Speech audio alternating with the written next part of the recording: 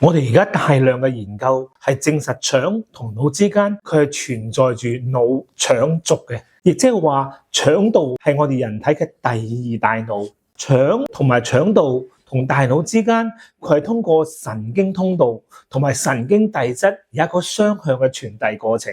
大家有冇感覺到？就係我哋喺緊張有壓力嘅時候咧，我哋會輻射。炎症性嘅腸病嘅人咧，患上焦慮同抑鬱嘅機率咧好高嘅喎。喺臨床上咧，焦慮抑鬱嘅病人咧，仲有帕金森嘅病人，90%都有胃腸功能紊亂、便秘咧。好多焦慮同埋抑鬱症嘅病人喺症狀出現嘅時候，佢醫院首先選擇嘅唔係精神科，而係消化科。喺消化科反覆檢查，查唔到問題，甚至有啲時候咧，幾年時間之後先至確診佢係焦慮抑鬱嘅病人。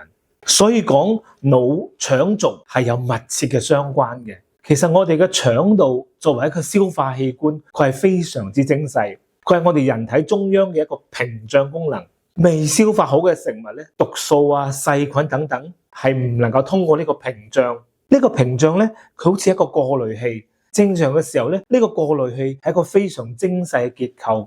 我哋嘅營養物質通過佢進入到血液入邊，但係呢個過濾器喺受到一啲因素嘅影響，例如生活壓力啊、環境嘅毒素啊、不良嘅生活習慣等等，導致我哋嘅腸道入邊有害菌嘅增加。呢個過濾器咧就會漏啦。其實就係我哋經常所講嘅腸漏。一旦發生腸漏，唔該進入嘅食物顆粒咧，都會進入到我哋嘅血液入邊，然後唔該入去嘅毒素，同時都入咗去啦。現代人嘅生活方式唔健康啦，所以我哋發生腸漏嘅機率咧係非常之高嘅。過敏啦、自身免疫疾病啦、身體嘅炎症啦，包括我哋嘅神經性炎症啦、焦慮啦、抑鬱啦，咁整個發病率咧係會增加嘅。